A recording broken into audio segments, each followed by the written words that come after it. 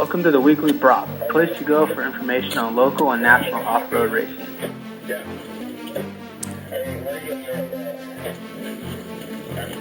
We have some exciting stuff planned for this year, including guest interviews, season previews for OMRA cross country and GP racing, the Team Tortoise Mega Crown Series, and some insight on the GNCC, WORCS, Enduro Crossing, and National Enduro Racing Series. Stay tuned to either Reid or Don's Facebook for more information and what we'll be talking about each week. Alright, I'm Reid Brown. I'm Don Matheney. And welcome to the Weekly Braaappp. Braaappp. We'd like to welcome our viewers to our first episode. We're kind of new at this, so it's going to be a little bit of a learning curve, but we hope to have a lot of fun on our show and try to let people know a little bit more about off-road racing. Nice. So, what are we going to be covering here? A little bit of national news, a little bit of regional news, and a little bit of local news.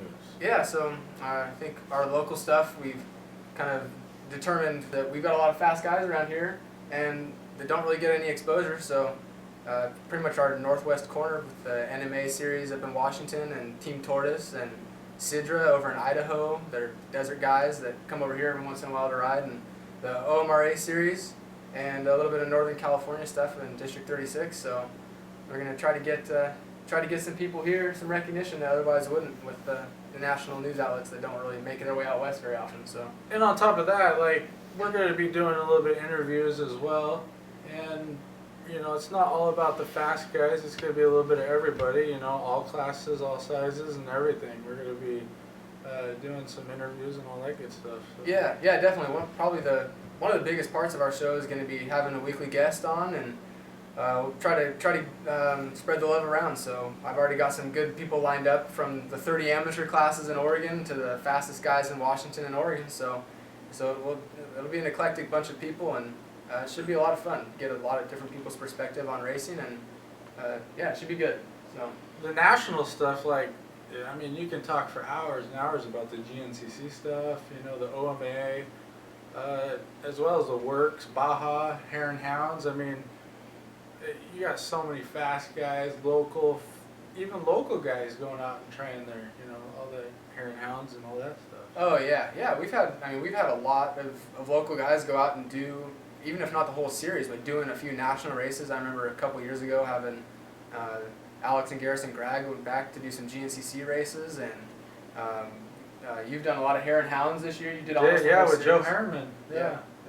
Yep, and I'm trying to think. Oh, Devin Bolin has done a lot of WORCS races. I've done a few of those mixed in here and there, and Rory two years ago I think did the whole national Enduro series, and he did really well. And Big Sky too. Big Sky, yeah, winner of the Big Sky cross country in the national Western National Hare Hound series.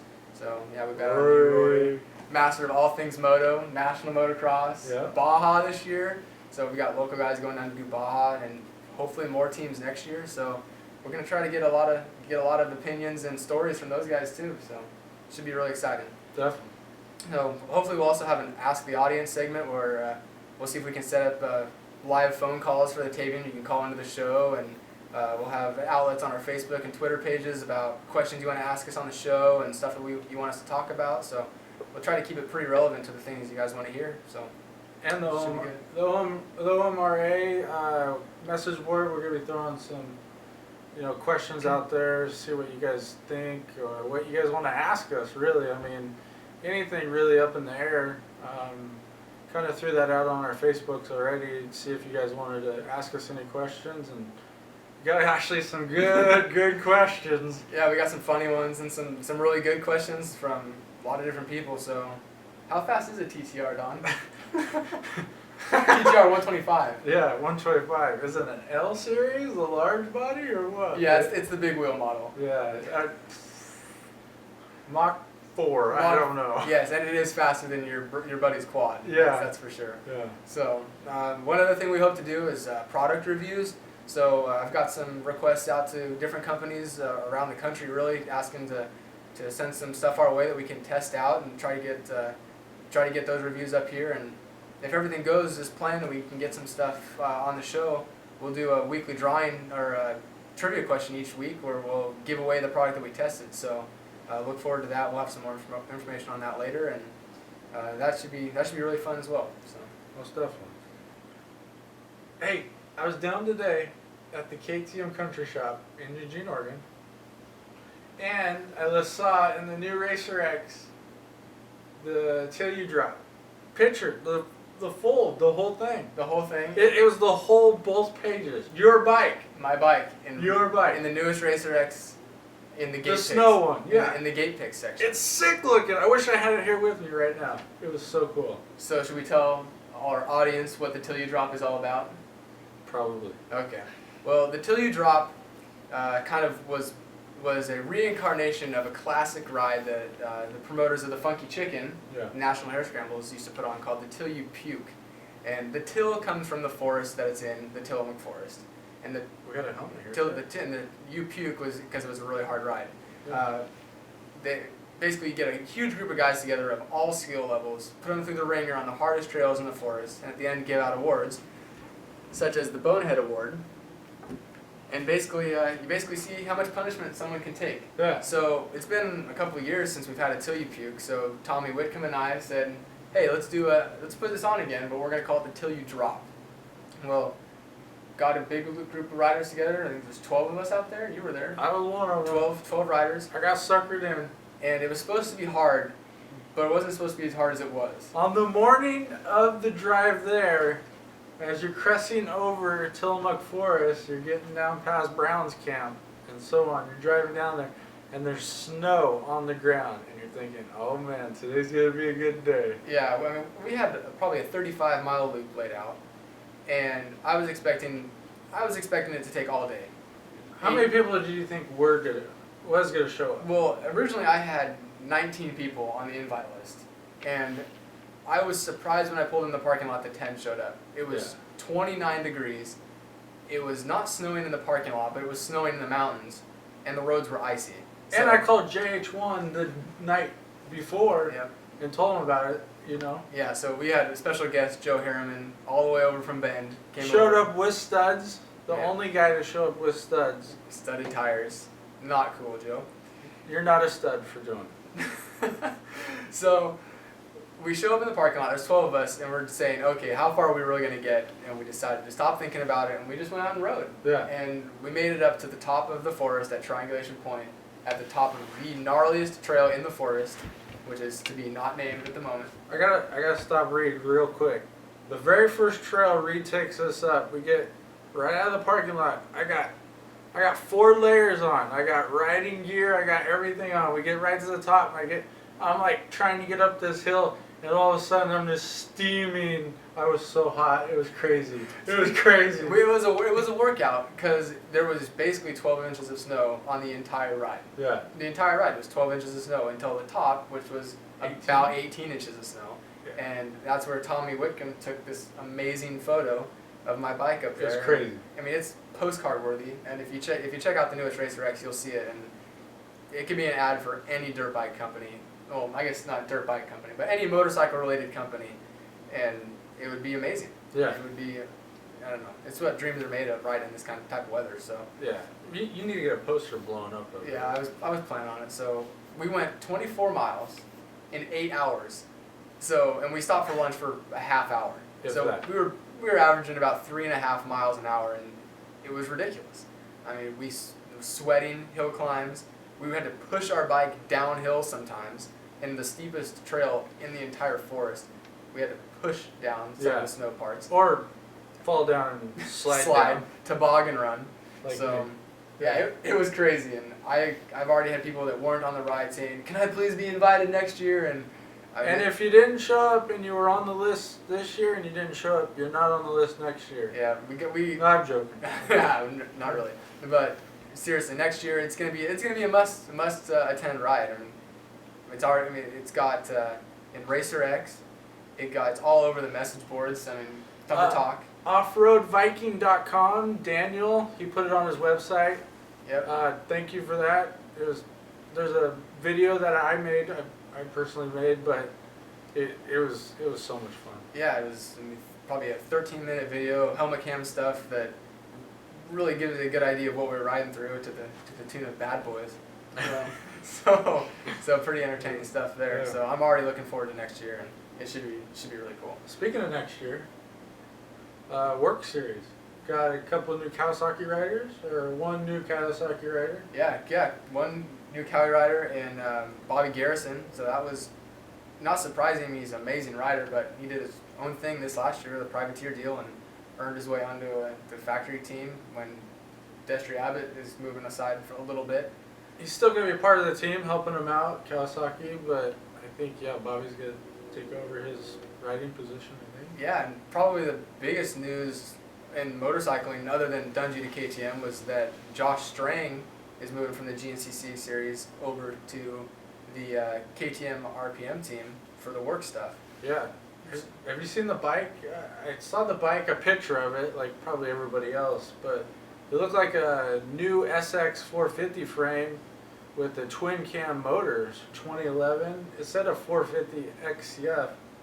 I don't know. Yeah, I know that they've been racing the SXs, the 450 SXs, on the factory team, but trying something new and see where they get with that, I suppose. Yeah, I don't know if they're still running carbureted or the new fuel injector motor would be kind of cool to see. Yeah, and then also on that team, it looks like Ivan Ramirez is going to be kind of part-time in it between the factory team for the Baja races and then the RPM team for the WORCS series, which is awesome, and they'll be teamed up with Casey Martinez, the defending WORCS two-time women's pro class champion for WORCS. Yeah. So that team is really moving up. I mean, they've got Maria Forsberg. Yeah, she's factory KTM now. Yeah. So she what was that? She rode for RPM her entire racing career, and now she got bumped up to the factory squad. And so just like Ashley Fialik and Jessica Patterson, she's big time off road now. So. Yeah, Northwest girl. That's kind of cool to see that. Yeah, definitely.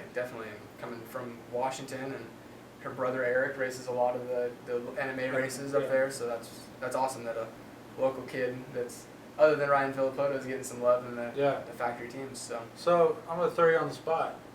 WORCS series next year. Who's winning?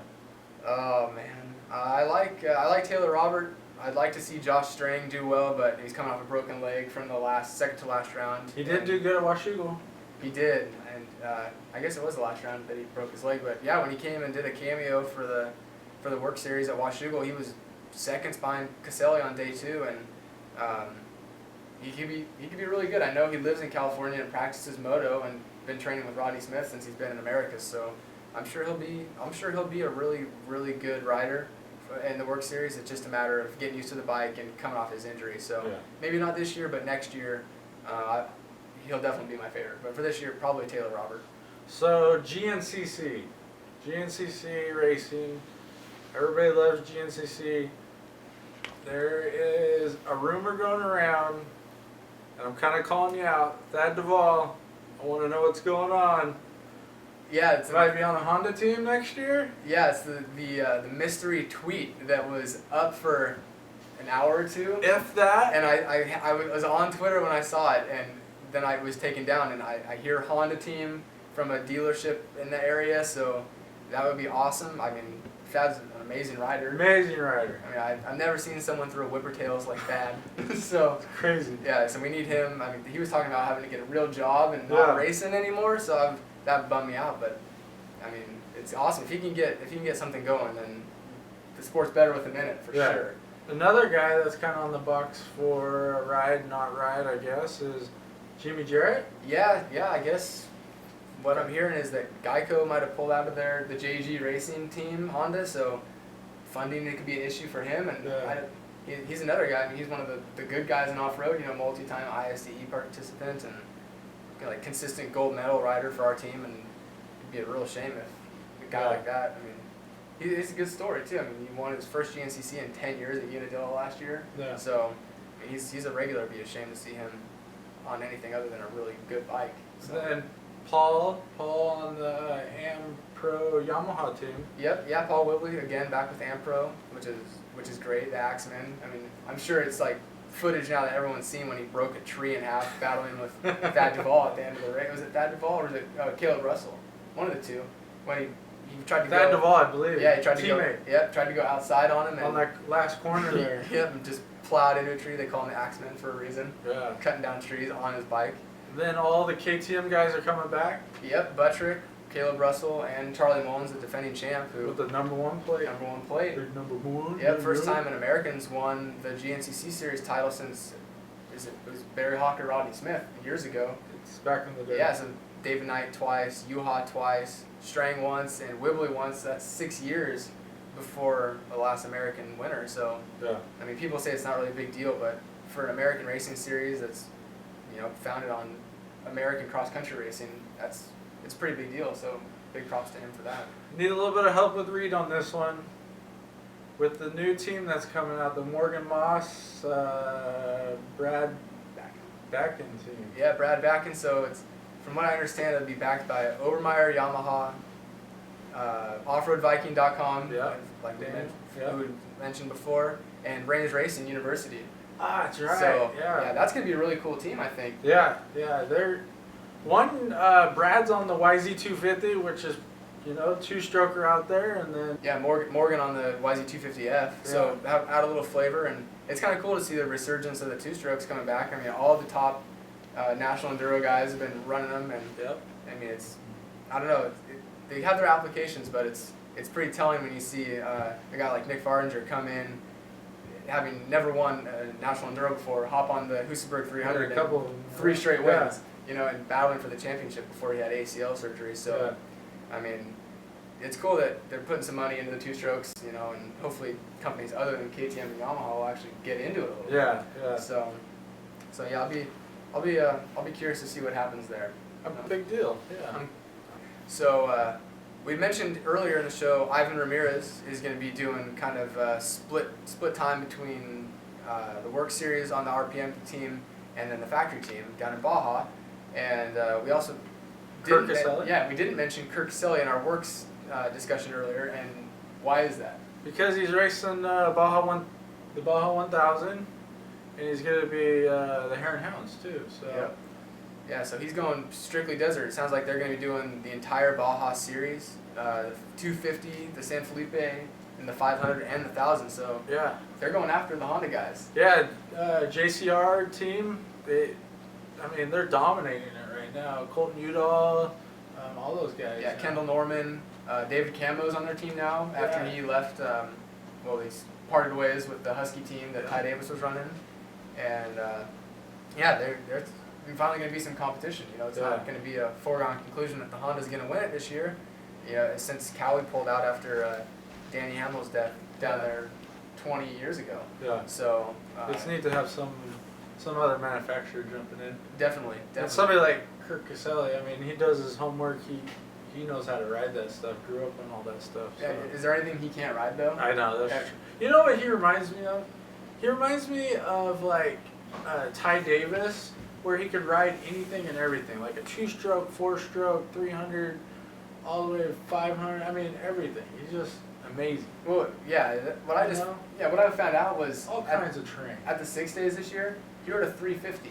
He never raced a 350 before the 6 days. Really? And he comes on. He'd been doing cameo appearances for David Knight, who was hurt in the World Enduros. For the 500. Yeah, he's racing a 500. Yeah. And then he comes to the 6 days. He's racing a 350, and he's in WORCS on a 450.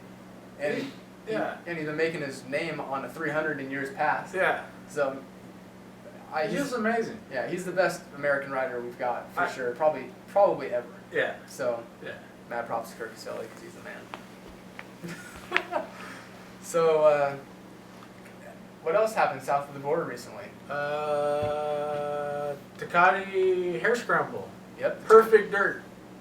Perfect dirt. It was like a wet dream, to be honest with you. It looked like they were riding a chocolate cake. I've seen pictures from Off-Road Journal, Wiley Watson, and those guys down there, and it looks like a bucket list race. Yeah. Yeah.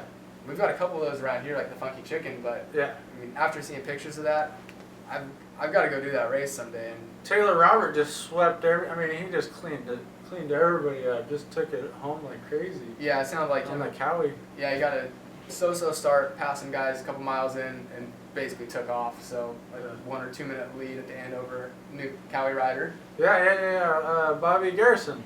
Yep. So Bobby Garrison third, and Ian Blythe. Bobby Garrison in second, Ian Blythe in third. and that's cool to see him back in the States Yeah. after riding the World Enduros last year on the Honda team with Miko Ahola. Yeah. And so I hear that he's Was trying. he on the ISD team a while ago? Yeah, he did the junior team this year in Finland and the year before in Mexico, and I think. I raced against him in Idaho City qualifier. Yep. Yeah, he cleaned up the E1 class. Yeah, Crazy. he's from Colorado, just south of Denver, I believe. Oh. And he's the son of like off-road legend John Blythe, who's a multi-time 6-day rider, and went to a couple 6 days once with my dad that I know of. Really? Yeah, so he's that's a shout out to the Blythe family, a couple off-road racing factory guys over there. Yeah, that's crazy. So he was talking about how he was trying to do maybe a privateer thing for the World Enduros this next year. Hopefully he can work that out because it's cool to see Americans over there. I know Kirk Caselli was trying to get over there to ride on the factory team, Yeah. but it got filled up. So anytime we can get Americans over there in the World Enduros is awesome. Yeah. So, talking about ISDs and throwing that out there a little bit, I know this year you won the OMRA cross country championship. Congratulations on that. Thank you very much. Yeah, that's a huge accomplishment. Thank you. In my eyes, it is. Thanks. Well, yeah. But what is your plans for next year? Man, next year, basically just getting ready for the Idaho City qualifier and trying to get to 6 days. Have you been there? I've never been to Idaho City. I've probably watched every helmet cam footage of the place trying to get to see what it looks like. I've been there with Dick Beardsley 1 year. I went 1 year, raced both days. After the first day, I did not want to get up out of bed. The second day came around. I mean, Dick Beardsley literally, I told him, no, I don't want to go. And he said, just get in the car and we'll see how you feel when you get there. And of course, he suckered me in, pulled me in. And of course, I went through the whole day, the second day. At the end of the race, I was so thankful I did it. It's amazing riding over there. Well, yeah, I've talked to Derek Steele, obviously multi-time 6 days guy from Southern Oregon, and he says it's like 100 miles of single track Yeah. in what can be 100 degrees one day Yeah. and 30 degrees and snowing the next day. Yeah. So I'm really looking forward to it. You know, it'll be my first 2-day ISDE. It could be my second if a couple of the OMRA races are doing 2 days this year. Yeah. But, it's been my dream ever since I was 3 years old. I've wanted to go to 6 days, and I feel like I'm riding the best I ever had, and I'm in the best shape I've ever been in. So hopefully we can. What shape qualify. is that? What shape is that? Well, skinny. Tall and skinny. I'm in the best physical condition of my life. I've always been tall and skinny.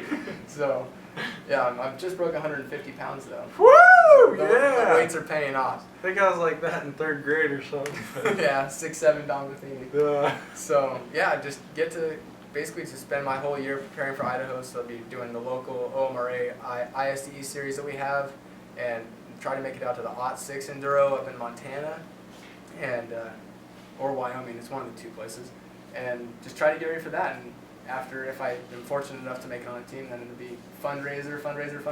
Most definitely. Trying to get to Germany. So Yeah.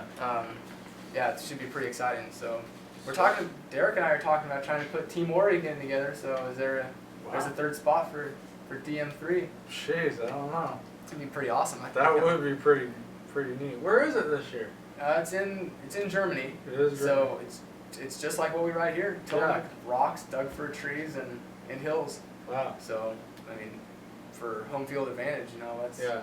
home away from home, really. Team Oregon would be pretty cool. It'd be pretty awesome. All Oregon guys would be pretty neat. I don't think has it been that way for a while that all Oregon guys have rode on the Oregon team. As far as I can remember, I think the last time we sent more than 2 Oregon guys was in New Zealand. Yeah. So Dan Thoren, Mason Harrison, Rory Sullivan, and Derek Steele. And so those were 4 Oregon guys that went. I don't know if they were on Team Oregon or not, but it kind of makes sense. Yeah. So it'd be awesome if we could get a couple of local guys out there and represent the Northwest a little bit. That would be pretty neat. Yeah, we've got a rich history of ISDE participants here. Yeah. I mean, Paul Neff. Yeah. Paul Neff was 5 years ago. He was the guy in Washington and going to 6 days all the time. Trophy team rider, I believe, in New Zealand on the 450. Rory Sullivan. Yeah, Rory's been on a trophy team before.